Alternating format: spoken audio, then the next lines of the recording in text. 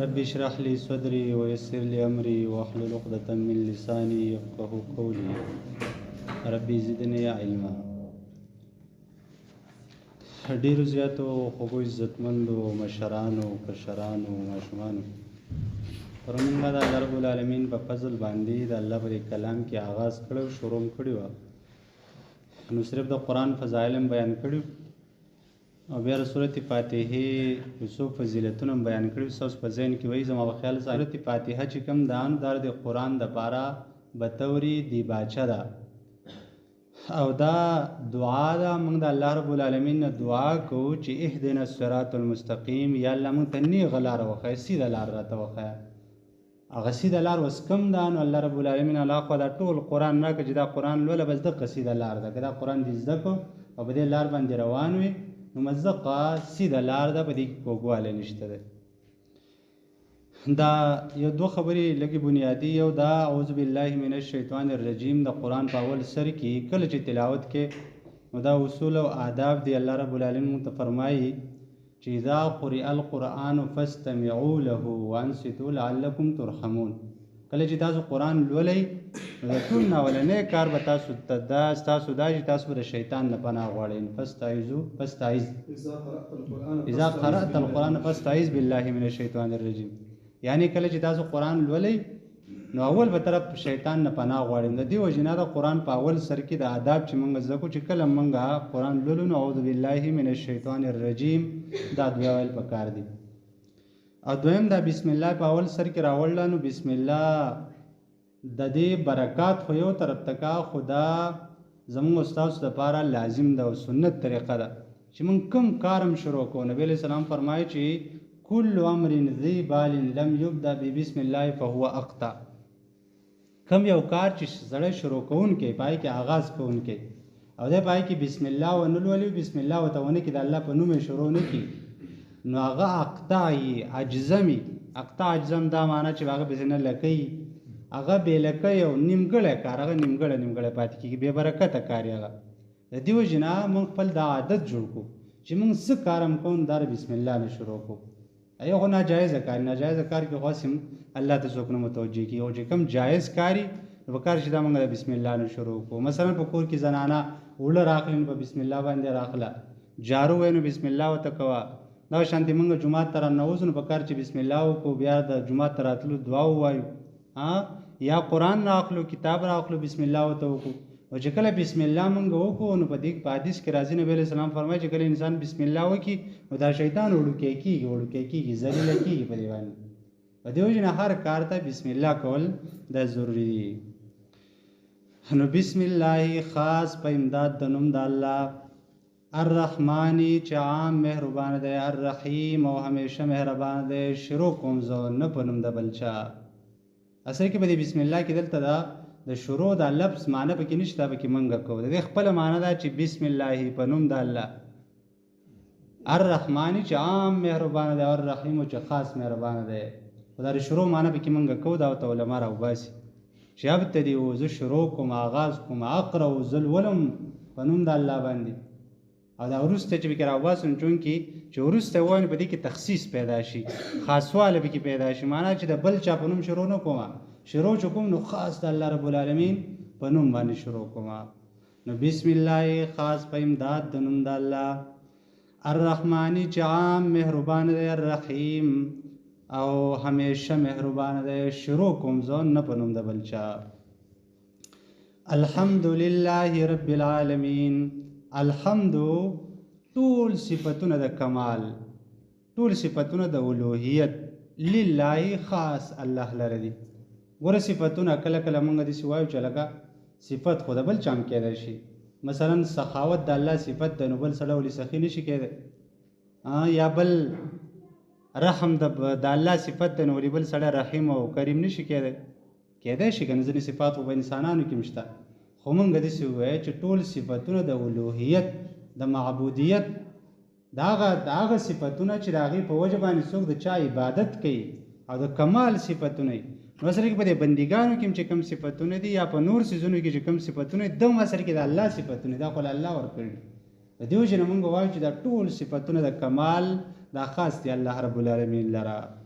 او حمد اصل کې دی ته ویل کېږي چې ته چا داسې صفت وکړي چې هغه به تا باندې څه احسان کړی دی او که نه دی خو ته باید د هغې چې کومه د صفات پکې دي هغه یې ته بیانې هغه صفات په هغې کې دي چې به تا باندې څه کرم کړی دی به تا باندې څه رحم کړی دی او که نه دی نو الله رب العالمین که پرس موږ څه نه مو راکړ نو الله د دې باوجود هم بیا د ټولو صفتونو هغه مالک دی او دا ټول صفتونه په هغې کې موجود دي د دې وجې نه موږ د الله حمد بیانو یو شکر دی که نه شکر موږ دې ته وایو د هغه چا موږ شکر ادا کوو چې هغې په موږ باندې احسان کړی سیر الله کړي نو موږ یې شکر ادا کوو خو حمد دې ته ویلی کېږي چې هغه که تا له څه درکړي وو که نه خو هغه د هغه صفاتو د هغه هر څه هغه لایق نو الله خو موږ له هر څه راکړم دي خو که فرض که نه یې هم راکړ نو الله بیا هم د دې هر څه مالک و نو دې وجې نه الحمد ټول صفتونه د کمال او دې باره کې راځي د حمد باره کې الحمد باره کې نبی علیہ الصلوۃ والسلام فرمایي چې کوم انسان الحمدلله په ورځ کې سل ځله ووایي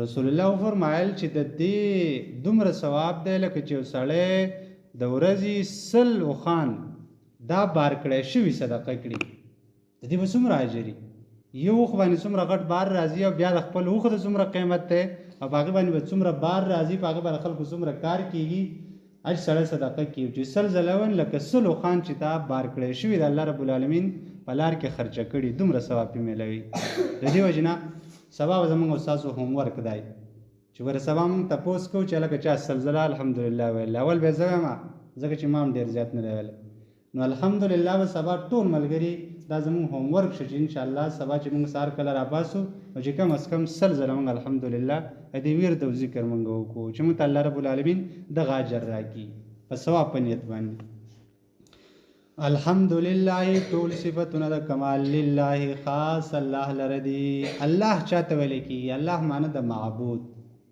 هغه څوک چې د هغه بندګي کړی کېږي د هغه نه بل څوک داسې نشته چې د هغه بندګي دې وکړی شي هغه ترې سجده وکړی شي د پرستش او د سجدې لایق او د چا نه د غوښتلو دا صرف د الله رب العالمین صفت دی او دا د هغه نوم دی دې وجې نه الله نوم به چاله نه دی دا د الله اسم خاصه ده دا نوم بل چاله نه شي ښودلی لکه رحیم نوم ته بل چاله ښودلی شي دا هم د الله صفت دی خو الله نوم چې کوم نوم دا صرف د الله دی هغه زموږ رب دی زموږ خالق دی مالک دی بندګي به موږ صرف هغه ته کوو د هغه عبادت به موږ کوو هغې ته به موږ راښکته کېږو هغه ته به موږ سجده کوو نو ټول صفتونه د کمال لله خاص الله لره دی رب العالمین چې هغه رب دی د ټولو مخلوقاتو رب څه ته ویلی کېږي رب ویلی کېږي مالک ته رب ویلی کېږي پالونکي ته رب ویلی کېږي نګهبان ته یعنې داسې شکل موږ د عامو خلکو ته دا رب دا لفظ چې کوم دی دا بل چا لپاره هم استعماله کېدی شي لکه رب المال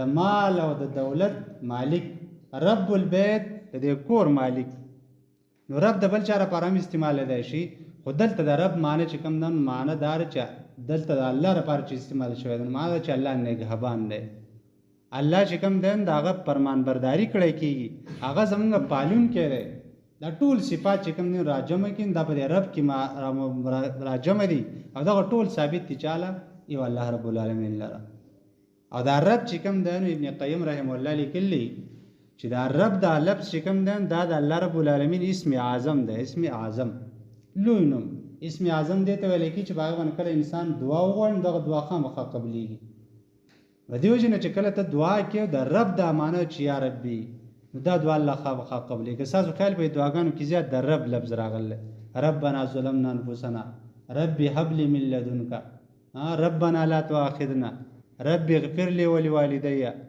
نو دا رب دا لفظ په دې دعاګانو کې ډېر زیات راغلی دا د دې وجې نه چې دا د الله اسم اعظم دی د دې وجې نه چې کله موږ دعا کوو نو چې د الله کله موږ الله ته آواز کوو نو یا ربي په دې باندې خامخا زموږ دعا قبلیږي د زړه نه چې موږ راوباسو کله او په زړه کې هم دا معنی چې ګوره الله زما پالونکی دی هر څه الله زما عیني نو لہذا پر رب باندې په چې کله موږ الله ته دعا کوو د الله نه دعا کوو د رب په لفظ باندې رب العالمین العالمین العالمین دی ټول مخلوقات ته ویل کېږي العالم چې کوم دی العالمین د عالم جمع عالم ویل کېږي کل ما سوى الله د الله نه علاوه چې دا څه دي دا عالم دی که دا اسمان دی که دا ځمکه ده که دا انسانان دي که دا پیریان دي که دا بوټي دي که موږ ته په څه په نظر راځي او که نه راځي خو چې د الله نه علاوه دي دې ټول ته عالم ویل کېږي کل ما سوى الله دې ته عالم ویل کی.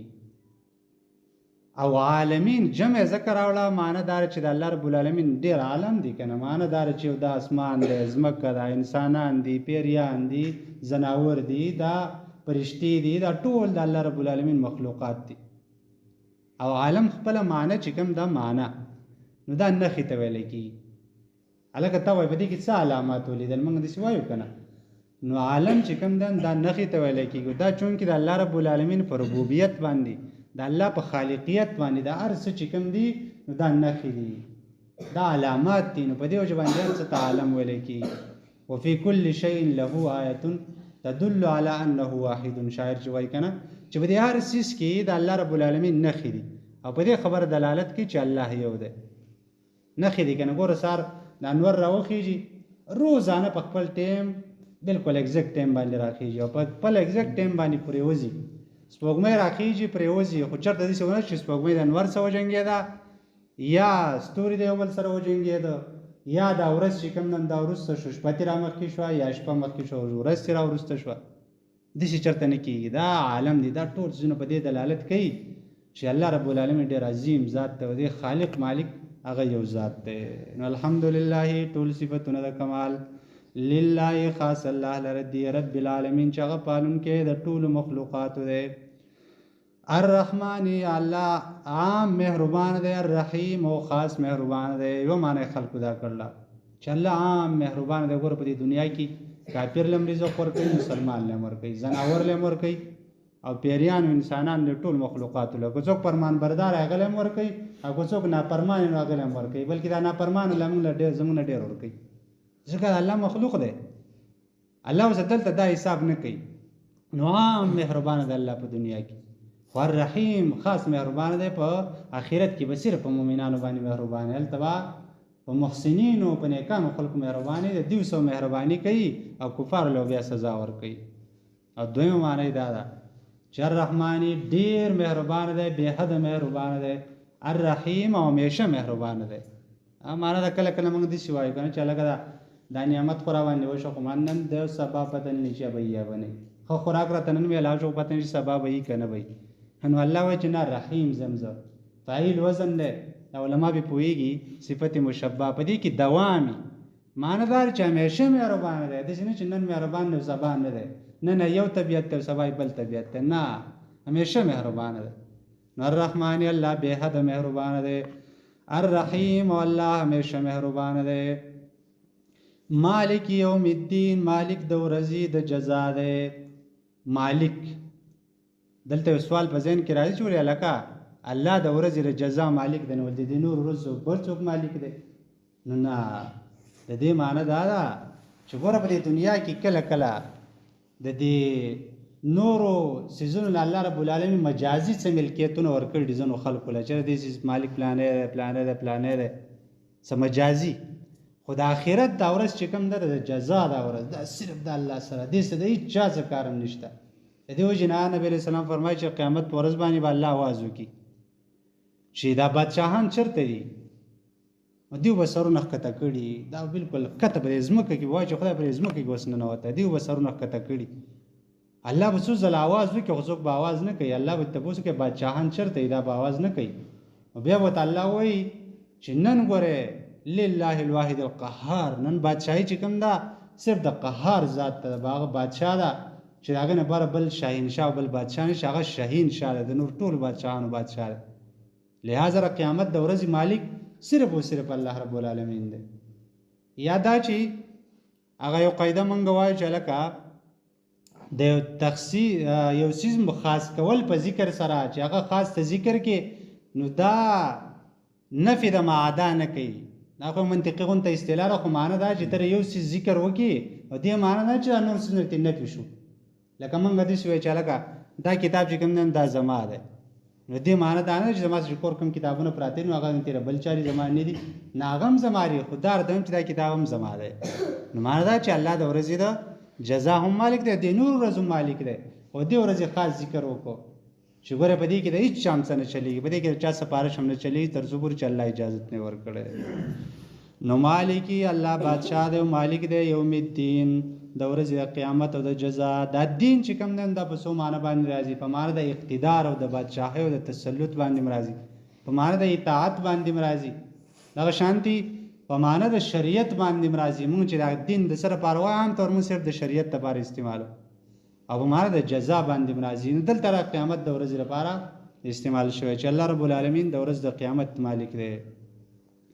نو چې الله رب العالمین دومره صفات دي، رحمان هم دی، رحیم هم دی، مالک یوم الدین هم دی، او حمدونه واغلی دي، نو لہذا د انسان رازله په خپل وغواړي چې لکه دومره عظیم رب دی، نو ډایرک زمونږ د فطرت نه د آواز راوچت شي. الله وایي د خپل زړه نه د آواز راوچت کړه چې ایاک نعبد و ایاک نستعین. الله چې ته دومره عظیم روې، نو ایاک خاص تا لره نعبدو مونږ عبادت کوو، و ایاک او خاص تانه نستعین مونږ مدد غواړو.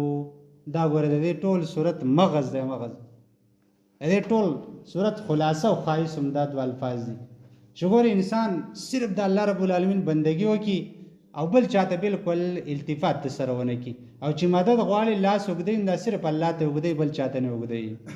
په دې وجې نه دا دې د صورت بالکل مغز دی، دې ته دې صورت مغز ویلی کېږي.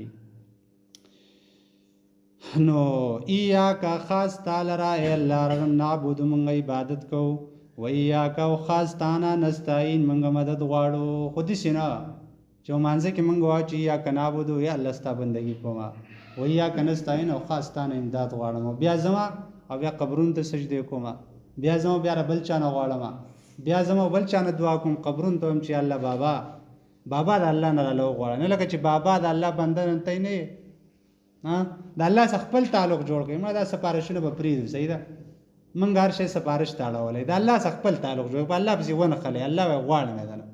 څنګه چې پلار به بچي پسې نښتی، بچی پلار پسې نښتی که نه، په مور پسې نښتی، جاړی ښه وم وایي د ځانه وم شړي، خو بچی پسې نښتی، او چې څو پر ول هغه څه ورکړی نه وي دغې پورې ترې نه قلارېږي. دقه شان الله په دې نبي علیه السلام فرمایي چې الله په انسان د 80 امیدونه زیات خفه کېږي. نو په الله پسې به نښلی، د الله نه به یې غواړي، الله په دې خوشحالېږي، الله په دې خفه کېږي نه. الله وایي څومره زما در ته راځي هغومره به ستا نه خوشحالېږم. او نبي علیه السلام دا هم فرمایي، غالبا حدیث دی چې انسان په ورځ کې 80 ځله ګناه وکړي او 80 ځله توبه وباسي، نو الله دې بیا هم نه خفه کېږي چې نه ماته ته څه توبه ډتې توبه وباسي بیا راځي ګناه کې، نه، الله په دې خوشحالېږي، الله ته راګرځه. نو لہذا د الله نه به مدد غواړو. اهدنا او خای مونږ ته صراط المستقیم نیغه لاره، سیده لار راته وښیه الله.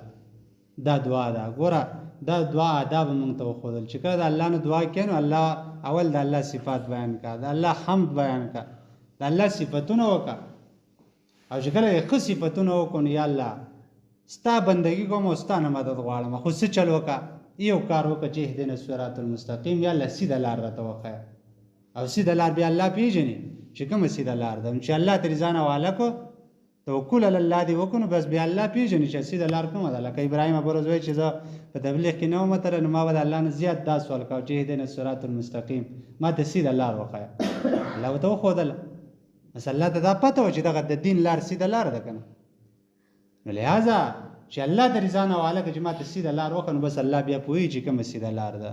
نو الله دې موږ ته سیده لار وښیي. نو اهدنا او خای مونږ ته صراط المستقیم نیغه لاره، سیده لاره. اوس دا سیده لاره کوم ده؟ نو صراط الذین، لار د هغه خلکو انعمت علیهم چې تا انعام کړلی په هغې باندې. دا صراط الذین اصل کې صفت دی د هغه مخکیني صراط المستقیم چې دا نیغه لاره، د هغې نه بدل دی، د نفي په اصطلاح کې مونږ وایو. معنی دار چې هغه صراط المستقیم کوم دی، نو د هغې وضاحت الله وکړو چې ګوره صراط المستقیم کوم دی؟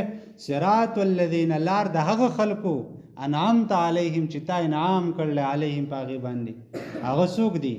قرآن کې بل ځای کې الله بیان کړي چې څوک د الله او د رسول تابعداري وکړي، نو دا به د نبیانو سره وي، دا به د صدیقینو سره وي، هغه خلکو سره به وي چې په هغه باندې انعام کړی شوی دی. اولئک مع الذین انعم الله علیهم من النبیین والصدیقین والشهداء والصالحین، چې هغه نبیان دي، صدیقین دي، شهدا دي او نیکان خلک دي. نو په دغه چې کوم خلک دي، نو د انبیاو لار بس لنډه دا چې د انبیاو کومه لار ده، دقه صراط المستقیم دی، نیغه لار هم دقه ده. نو صراط الذین لار دا خلقو انعام تا چې تا انعام کړل علیهم پاغي باندې غیر المغضوب علیهم او غضب نه کړی شوی پاغي باندې ولضالین او ناغه گمراهان دي. ګوره ترتا الله دا صفت بیان کړي چې غنی غلار د کوم خلقو دا خلقو چې باغ باندې انعام کړی شوی نبیان صدیقین شهدا او دویم ته نفي د نفي هغه صفت الله بیان کړي. ګوره دا خلقو لار نه چې په کوم باندې غضب کړی شوی دی او دا خلکو لار هم نه چې هغه ضالي مضلي خپل نار نه ګمراه شو دي غضب پې کړی شوی دی. غضب هغه معنی ده چې الله ته غوسه شوی دی. بعضې علما په دې کې دا وایي چې مغضوب علیهم نه مراد یهود دي او ولضالین نه د ضالین نه مراد نصارا دي. چا دا ویل چې مغضوب علیهم نه مراد منافقان دي او د ضالین نه مراد د دې نه عام کافران مراد دي. خو هر څوک چې دي خو چې الله ته غوسه شوی دی او د لار نه ګمراه دي الله د هغه خلکو لار راته مه ښیه سیده لار راته وښیه. زوال اصل کې په دې فارسي کې ته ویل کې ګمراه موږ ګمراه لکه پلانه سړی ګمراه شوی دی نو ګمراه اصل کې ګم ویل کېږي ور کېدل ته راه لارې ته ویل کېږي هغه سړی چې د هغه نه لار ورکه شوي نو معنا چې دین لار د چا نه ورکه شوي په بل طرف روان شوی نو هغې ته ګمراه ویل کېږي. زوال دقې ته په عربۍ کې وایي نو الله هغه لار راته وښیه دا هغه خلکو چې په هغې باندې غضب هم نه دی کړی شوی او هغه ګمراهان هم نه دي. او آمین دا به د سورت فاتحه پسې ویل وروسته پکار دی سنت طریقه ده. بیا په مانځه کې خاص کر د امام دپاره دا سنت دی او دا د مقتدي لپاره واجب دی ځکه مقتدي ته دا حکم شوی. نبی علیه السلام فرمایي چې اذا امن الامام فامنو کله چې امام آمین ووایي تاسو یې آمین وایي نو ایمان د امام دپاره سنت دی خو د مقتدي لپاره دا واجب دی لہذا آمین ویل پکار دی. عام چې کله سورت فاتحه وویل شي نو آمین ورته ویل پکار دی او د آمین معنی دی یا الله قبول کړي زموږ دا دعا. او په قرآن کې ځکه نه دی لیکلی شو چې په وحي کې دا نو نازل شو په سنت باندې ثابت دی د دې وجې نه په قرآن کې لیکلی شوی نه دی خو ویلو څه پکار دی سنت طریقه ده. دوباره دی لفظي ترجمې ته وکړي. بسم الله خاص په امداد د نوم د الله الرحمانی چې عام مهربان دی الرحیم او خاص مهربان دی شروع کوم زه نه په نوم د بل چا الحمد ټول صفتونه د کمال د الوهیت لله خاص الله لره دی رب العالمین چې هغه رب دی د ټولو مخلوقاتو الرحمانی عام مهربان دی الرحیم او خاص مهربان دی یا الرحمانی ډیر بے حد مهربان دی الرحیم همیشه مهربان دی مالکی بادشاہ د یوم الدین د ورځې د جزا او د قیامت ایاکا خاص تا لرا نعبدو منګه بندگی کوو و ایاکا او خاص تا نه نستعین منګه مدد غواړو اهدنا او ښایې موږ ته روان کې موږه الصراط په لار باندې المستقیم په نیغه صراط الذین لار د هغه خلکو انعمتا چې تا انعام کړل علیهم په هغې باندې غیر المغضوب علیهم او غضب نه دی کړی شوی په هغې باندې ولضالین او نه ګمراهان دي. آمین. الله رب العالمین قبول کړي دا دعا زموږه. الحمد لله رب العالمین والصلاة والسلام علی رسوله محمد وآله واصحابه اجمعین. ربنا تقبل منا انك انت السميع العليم وتب علينا انك انت التواب الرحيم. اللهم احسن عاقبتنا في الامور كلها واجرنا من خزي الدنيا وعذاب الاخره. اللهم إنا نسألك الهدى والتقى والعفاف والغنى. یا الله موږ چې سوې سمو او په دې باندې عمل کولو توفیق راکړه. یا الله د دې قرآن سره زموږ مینه پیدا کړه. کوم شرکا چې دلته ناست دي چې دا درس اورېدل هغو کې ورته ایښودی الله رب العالمین دې پوره اجرونه ورکړه. دې څه شرایجات دي د خپلو غیبو خزانې پوره کړه. انساني مشکلات زموږ د ټولو پوره کړه. دا کوم حاضر مجلس چې دی د چا څه مشکلات دي الله ته معلوم دي مشکلات حل کړه. کورونو کې اختلافات ختم کړه. مالی مشکلات مالی مشکلات ختم کړه. چا اولاد نه نیک صالح اولاد ول ورکړه. یا الله چا اولاد یې خو نافرمانه الله فرمان برداره کړه. زموږ ټول ناراضي شه زموږ یو بل سره مینه محبت پیدا کړه او دا محله په دې باندې قرآن او د دې درسونو د دې تبلیغونو د ټولو برکات کړه. الله زموږ ناراضي شه. وصلی الله علی النبی الکریم برحمتک.